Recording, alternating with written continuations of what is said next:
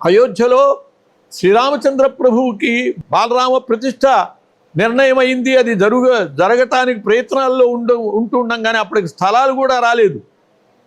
కానీ సంకల్పం హనుమంతుడిది. రామ జన్మభూమి అయోధ్య అయితే హనుమత్ జన్మభూమి ఆంధ్రదేశం అండి, తిరుమల. ఏడుకొండల్లో ఉన్న అంజనాద్రి హనుమత్ జన్మస్థలం, హనుమంతుడు పుట్టినటువంటి చోటు.